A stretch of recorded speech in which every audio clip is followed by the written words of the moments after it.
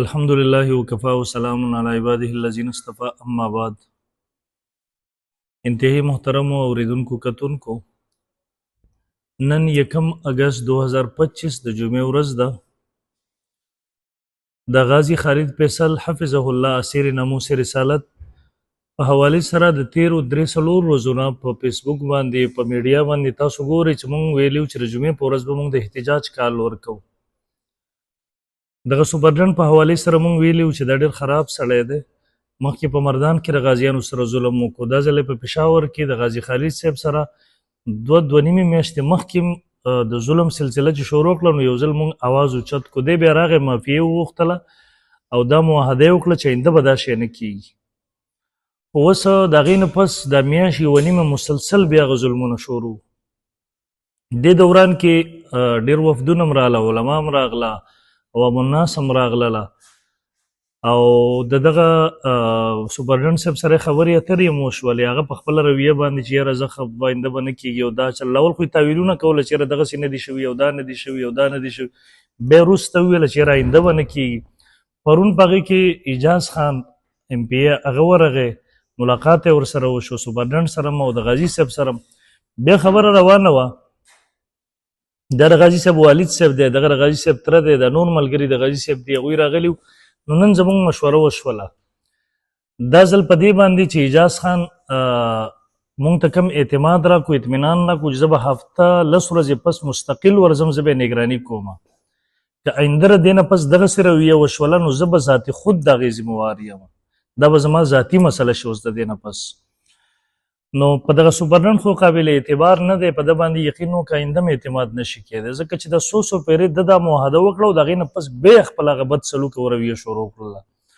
نو بهرحال مونږ به ګورو. اعجاز خان په خبره باندې زمونږ انشاءالله ولز اعتماد دی او اعجاز خان یو نر سړی دی، غیرتي سړی دی، ایم پی ای هم دی، د ایم پی ای توب نه هټ کر هغه یو ماشاءالله زورور او بااثره سړی دی او د رسول الله صلی الله علیه وسلم په محبت کې هغه دغه منډه ترله ووهله. نو مونږ دا ځل دغه په خبره باندې د احتجاج ختمو، هغه باندې مونږ اعتماد کوو. د دې نه پس هم که دغسې رویه شوله نو انشاءالله اعجاز خان اوس ما سره خبرې وکړلې چې زه به پخپله هم تاسو سره ولاړ یم، احتجاج لاره دا به خپلو.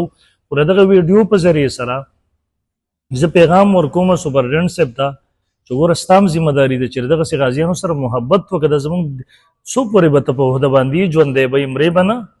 ته چې ورشې رسول الله صلی الله علیه وسلم ته په کومو سترګو مخامخ کېږي.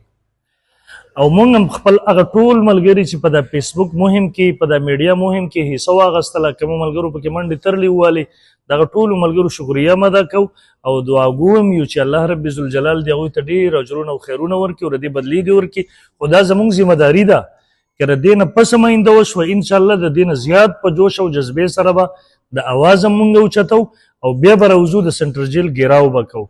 آینده ځل به زموږ رد عمل بیا د دې نه سخت وي. دا ځل خو د مشران منځ کې وفدونه راغله، بیا خصوصا اعجاز خان په هغې باندې دا خبره مونږ پرېښودله، کنې نن ورځ مونږ ورکړې وه چې مونږ به احتجاج اعلان کوو. خو بهرحال زه د ټولو ملګرو شکریه هم ادا کوم او دعاګو م یم. البته په دې دوران کې څه خلک د ملا په جامه کې چې ډېر تور کردار ادا کړو، خراب کردار ادا کړو. اوله کوشش کوو دا قسمه چې یاره سوپرډن صاحب و چې دا ما نه دي کړي او دا غازي صاحب چې کومه خبره کوي دا صحیح نه دي او دا کوشش یې کوو. یعنې د سوپرډن صاحب سهولتکار جوړېدله، په دې ظلم او ستم کې د هغه دفاع کوله. بدبختو تاسو خو د ملا په جامه یې، تاسو خو خلک په د رسول الله صلی الله علیه وسلم د محبت او د ختم نبوت په نوم باندې پیژني. تاسو ته څه ضرورت و چې تاسو په دې لاول غازي صاحب هم 15 کالو کې تپوس نه کوو چې تپوس هم کوو. په هغه وخت کې کله په هغه وخت کې راغلی چې بیا د سوپرډن دپاره الایکار جوړ شي، د هغې دپاره سهولتکار جوړ او اواز یې هم نه لګو چې کله مونږ اواز ولګو د هغې د دبا وهلو کوشش یې کوو. بهرحال الله به ورته بدله ورکړي. فلحال مونږ نومونه نه راولو په میډیا، آینده به د دې قوم مخې ته راشي چې کوم تور کردار دغه خلکو ادا کړو، الله ته به څه جواب ورکوي. دا نو زه د هغه ټولو ملګرو شکریه ادا کوم. دا ځل زموږ احتجاج هغه کال مونږ واپس واغستو. د دې نه پس که دغسې رویه وشوله نو اعجاز خان صاحب دي هغوی به هم ولاړ، انشاءالله ولز مونږ ټول به ولاړ یو. د هغې نه پس به بیا د دې نه سخت وي رد عمل. الله رب ذوالجلال دې د غازي صاحب د ټولو غازیانو حفاظت وکړي.